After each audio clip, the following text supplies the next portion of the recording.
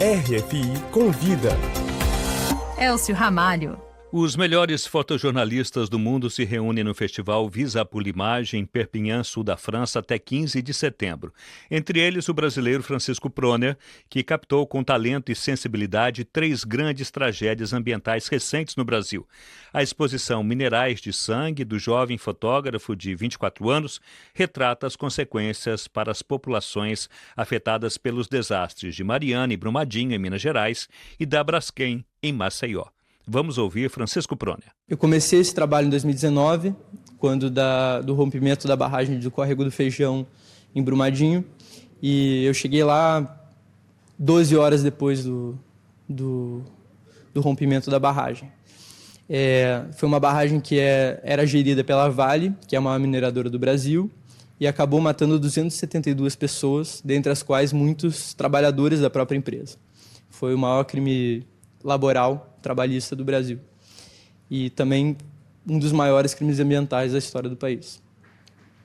Depois disso, no ano passado, me dediquei a acompanhar os atingidos de Mariana, que foi um caso que eu não fotografei à época do desastre, mas fotografei as consequências desse desastre. Acabei viajando centenas de quilômetros pelo estado de Minas Gerais, acompanhando comunidades indígenas, comunidades tradicionais afro-brasileiras, quilombos e muitos camponeses que acabam sofrendo com as consequências dessa tragédia. Foi um crime ambiental que aconteceu em 2015 e acabou poluindo toda a bacia do Rio Doce, até a chegada no mar.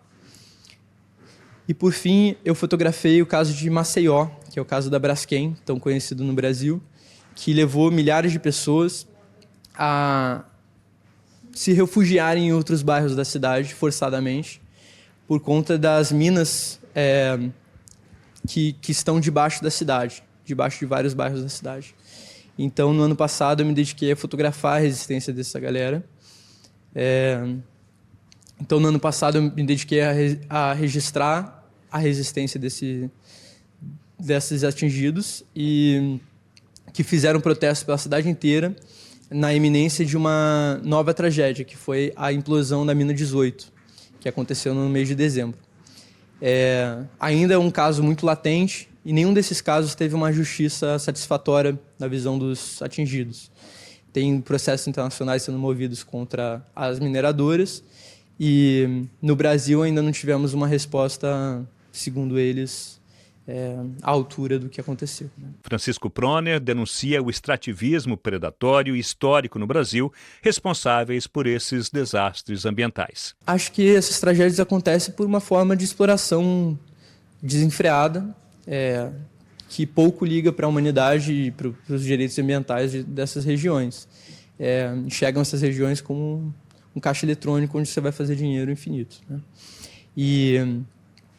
Enfim, acompanhando os movimentos sociais no Brasil, se percebe que tem centenas de barragens e minas que estão na iminência de estourarem, né? Então, só no caso de Minas Gerais, tem 50 barragens no mesmo estado que estava a barragem de Brumadinho, em 2019. Então, existe uma iminência de novos desastres como esse, que mostra que não é um caso isolado, né? Não são casos isolados. Nas fotos da exposição Minerais de Sangue, Francisco Proner usou diferentes técnicas para captar a extensão dos danos, como paisagens deformadas pela escavação de minas e cidades fantasmas. Essas ruínas são sintoma do que aconteceu, né? Acontece em Maceió, acontece em Brumadinho, acontece em Mariana, em Bento Rodrigues e em outras comunidades próximas aonde rompeu a barragem de Bento Rodrigues. Então, tem muitas casas que permaneceram da mesma forma que estavam em 2015, logo do rompimento da barragem.